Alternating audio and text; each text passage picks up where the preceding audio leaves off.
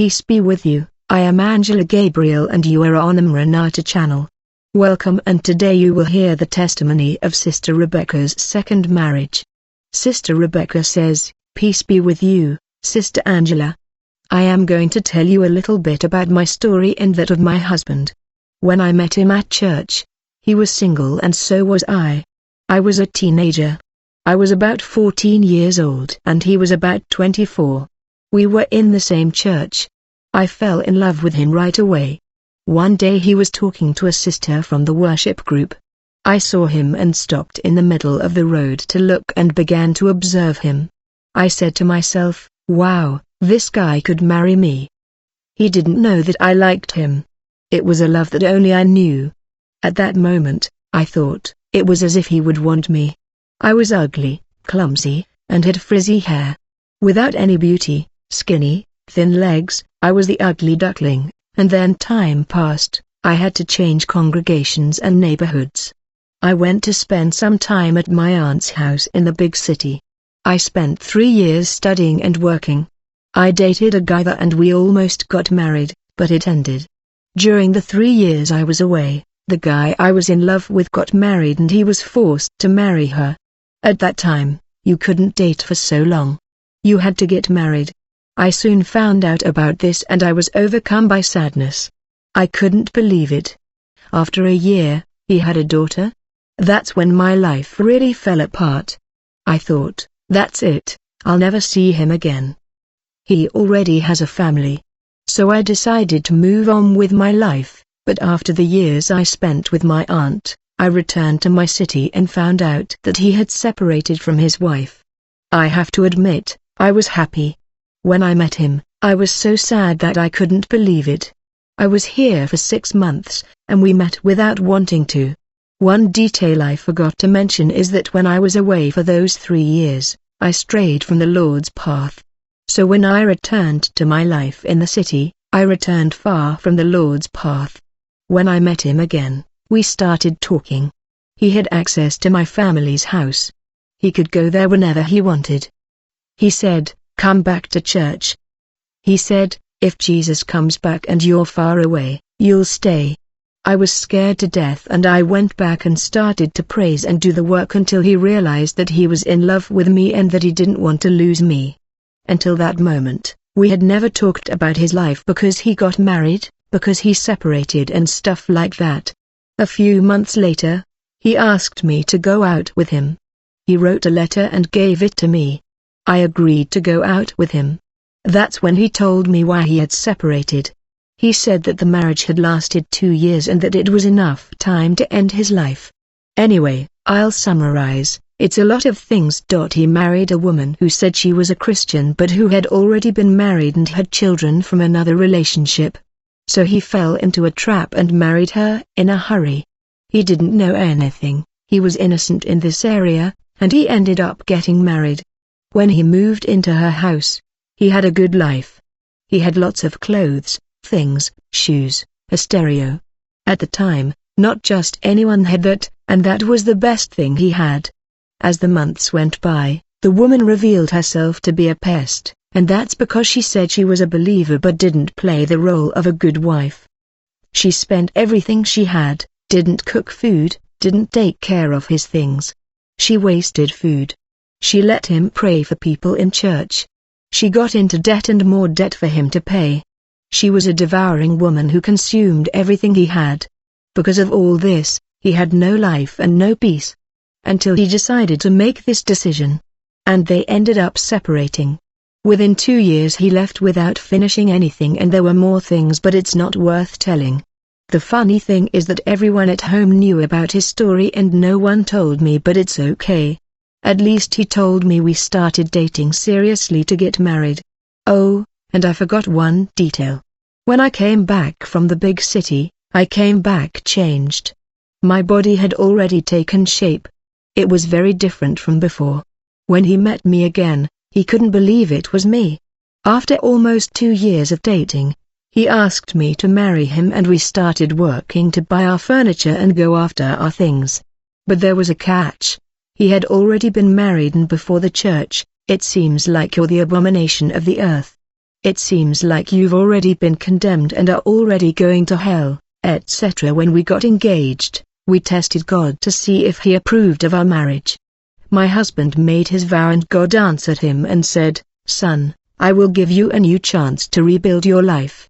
My vow to God was, I would make 3 requests to the Lord, and if they were granted to me the way I wanted, I would get married.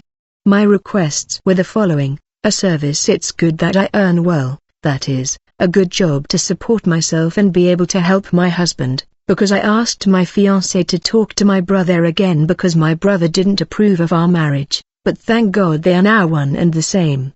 As for the 3rd request, I would not buy or rent my wedding dress, it would be lent. This request took a while to be granted. The Lord granted the first one. The Lord granted the second one, but there was still a month to go before the wedding and the 3rd request still hadn't been granted. One day at my work, I told the girl who worked with me that I was going to get married and that there was only a month left. She didn't believe it and congratulated me. I told her, "Well, I'm going to get married and I don't even have a wedding dress yet. But I don't want to buy or rent one either. I want a dress that can be borrowed." She immediately said to me, "Girl, there's a friend right next door on the same floor of the building where the boss got married and she has a wedding dress. I think it'll fit you. I'll talk to her." I thought, wow, this dress must be one of those old, out-of-fashion dresses. But I still accepted and picked up the dress. Sister Angela, when I picked up the dress and saw it and tried it on, my God, it looked like it had been tailor-made for my body. It had no excess or lack. It was just the way I wanted it, and it even had a beautiful pearl tiara. Then I said, "That's it." My 3rd request was granted by God, where I said that my wedding dress would not be bought or rented, but borrowed. And that meant that God was approving our marriage. Then I had no more doubts that God was in this business and we finally got married, thanks to God. A pastor blessed by God and his wife welcomed us in faith, made our marriage, gave us strength, helped us and set us on our feet as valuable vessels and, thanks to God, we both fought together and fought. God gave us grace and furnished the house we went to live in the back of my mother-in-law's house. We lived there for 7 years and God blessed our lives so much that we were able to buy our own house in a good neighborhood. We have a great job, everything I never imagined having.